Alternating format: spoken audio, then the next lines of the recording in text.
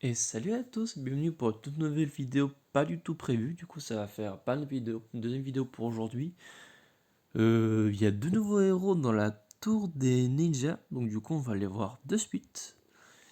Et on va les découvrir ensemble, je les ai pas encore vus.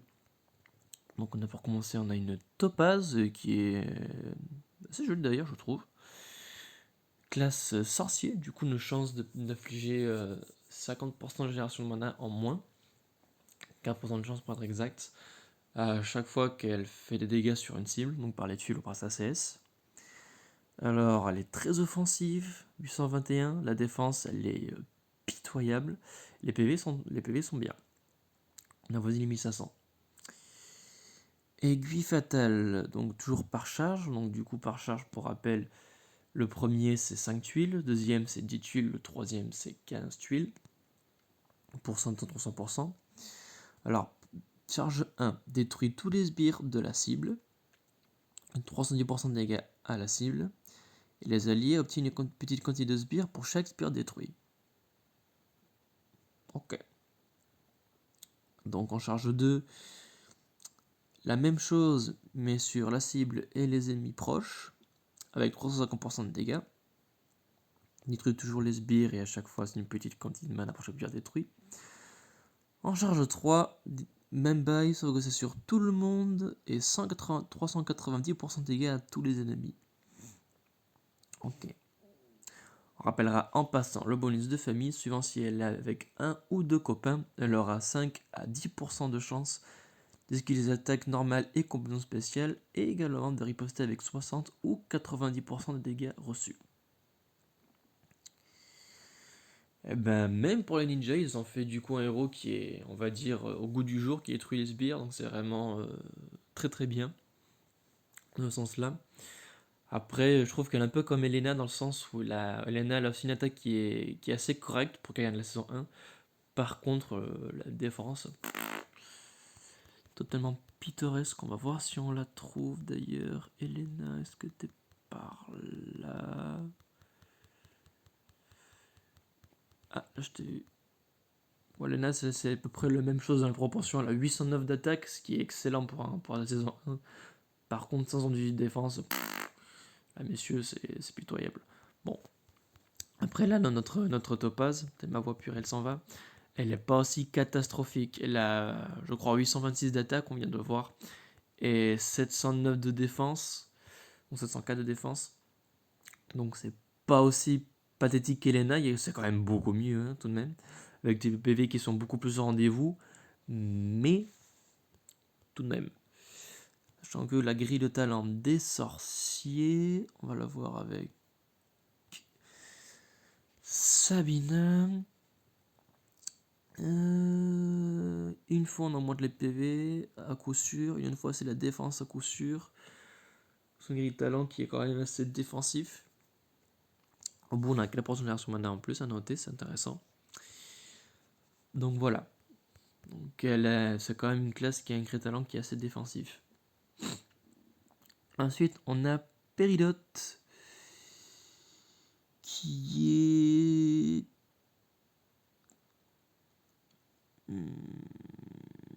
Je crois que c'est encore une fille, je crois. J'ai du mal à voir, mais je crois que c'est une fille. Je sais pas, quand je regarde les yeux sourcils, j'ai envie de dire c'est une fille, mais bon, peut-être que c'est un garçon, mais bon. J'ai une vidéo où j'avais dit que c'était une fille alors que c'était un garçon, ou l'inverse, je sais plus. En bref, Péridote classe voyou, donc une chance d'éviter les compétences spéciales, ce qui est super cool. La famille, on reste sur le même bail. Donc Bembaï, c'est la même chose. Lui, je sais pas si c'est une expression qui est assez connue. Bon, bref, on n'est pas là pour ça.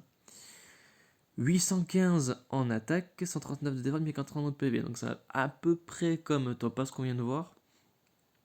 Sauf qu'il a une attaque un peu plus faible, une défense qui est un peu plus élevée, par contre PV qui est un peu plus faible. Donc en proportion, c'est la même chose. Fumée étouffante. Charge 1, 240% de dégâts à la cible. Cette même cible a 220 dégâts de points sur 2 tours. Et moins 35% de précision sur 2 tours. En soi, 220 c'est peu, mais comme sur 2 tours, c'est pas mal. En charge 3, 280% de dégâts à la cible aux ennemis proches, 438% de dégâts de poison sur 3 tours. Donc en gros ça augmente de 118 dégâts sur un tour de plus. Donc c'est cool. La cible des ennemis proches reçoivent moins 40% de pression sur 3 tours. C'est cool. Charge 3. 320% de dégâts à tous les ennemis. 764 dégâts de poison sur 4 tours. Moins 54% de précision pour 4 tours. Excellent. Alors encore une fois, la charge 3, c'est toujours la charge où on dit que c'est waouh, que c'est la plus puissante et la plus géniale. Après, pour rappel, il faut avoir quand même joué 30 tuiles du coup, ce qui est assez énorme pour pouvoir le lancer du coup. Parce que le dernier est beaucoup plus lent.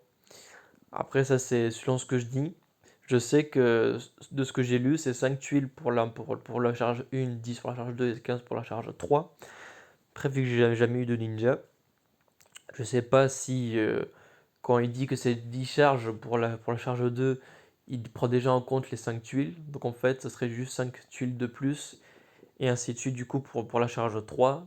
Si dans les 15 en question, il prend déjà en question les 10 qui ont déjà acquis. Donc je sais pas si c'est 5 plus, et puis encore 5 et puis encore 5. Ou alors si c'est vraiment 5, puis ensuite 10, puis ensuite 15 tuiles pour chaque charge. Là, maintenant que j'y pense, j'ai un doute. Si vous avez un ninja, n'hésitez pas à me le dire dans les commentaires. Ça, ce sera toujours ça de prix. Et voilà pour Peridot et Topaz. Alors les deux ont très clairement accès offensif que défensif en termes de stats. Et les deux sont pour des utilisations qui n'ont rien à voir. Les deux pourraient être ensemble sur le terrain. Ça me choquerait pas plus que ça. Vu qu'on a une qui détruit les sbires et lui qui réduit la pression des ennemis avec un autre de poison qui est assez sympa, mine de rien. Donc pourquoi pas. En attaque de ruée, pourquoi pas. Ça fera toujours plaisir. En attaque sanglante, oui, très clairement oui. Je le vois très très bien. Pour le dot assez puissant qui est capable de faire Péridot. Et également Topaz du fait qu'elle détruit les sbires. Quand on attaque sanglante, on a souvent des héros qui invoquent des sbires. C'est quelque chose qui est très très bien. Booster de bonus, pas plus que ça. Ils ont rien de particulier pour le booster de bonus. Un égalisateur de guerre, Péridot va devenir beaucoup moins intéressant. Il fera toujours pas mal de dégâts, attention. Mais voilà, les ninjas qui font des dégâts, ils sont nombreux.